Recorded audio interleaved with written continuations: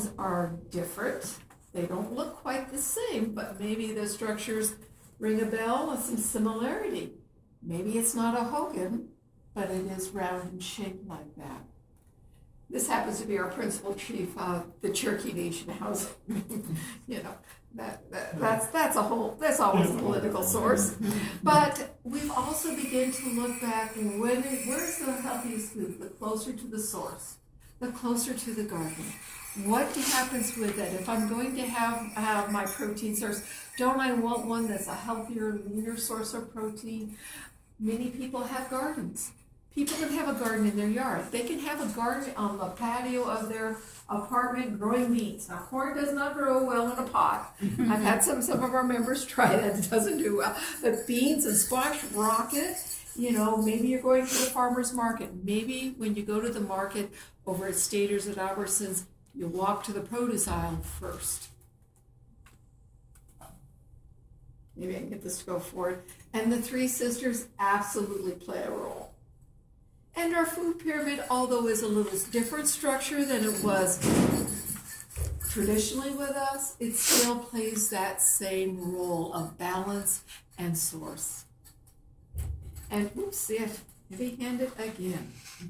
That dress me up and let me play with this at all. Okay, and physical activity. We definitely are back into our games. Cherokee marbles. Very competitive game. It's played outside. The balls are the size of a cue ball in pool.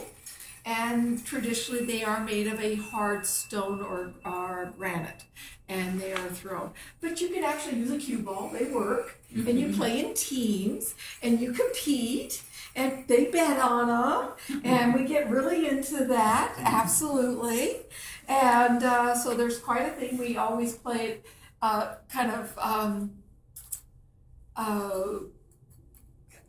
gentleman games when we do our annual picnic here with the Cherokee Nation. But our community here in the Inland Empire always challenges the community in LA, the Cherokee community in LA. We always win, right, ladies? Yeah. But we're nice about it. And the Hopi people, yes, they have runners.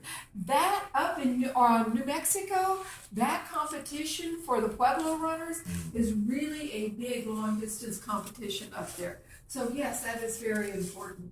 And here you see stickball, lacrosse.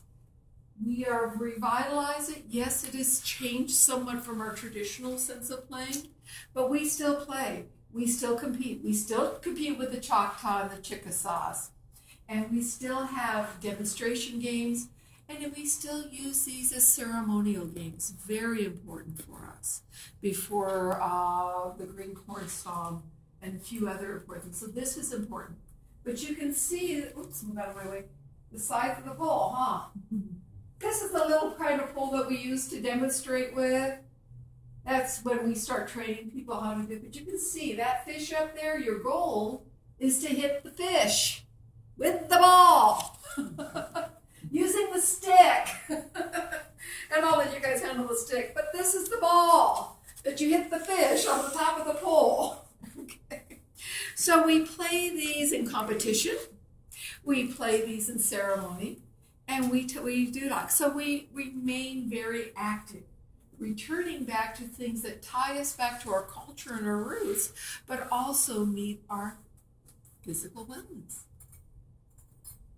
So let's look at Cherokee stickball, otherwise known as the little brother of war. Why do I call it that? Because stickball is used to settle, it is of course ceremonial. It also is used to settle disputes. Let's say I'm having a dispute with the Chickasaw communities right over here, and the Choctaws too. So instead of going to war, which is very costly to me in time, I mean, my warriors are out fighting instead of out hunting. Okay, so this affects my community. And not only am I going to lose life for both sides. So competitions. You would have hundreds of people on the field of play playing a stickball game. And this stickball game could last for days, actually. players coming in and out, sideline bets with the women, making sure they're up there doing their thing, broken bones, broken noses, pulled knees, a little bit of blood, and it's a great game because it's like tackle football with no guards, no fouls, no rules. You're in my way and you get whacked with my stick, all well. That's part of the game.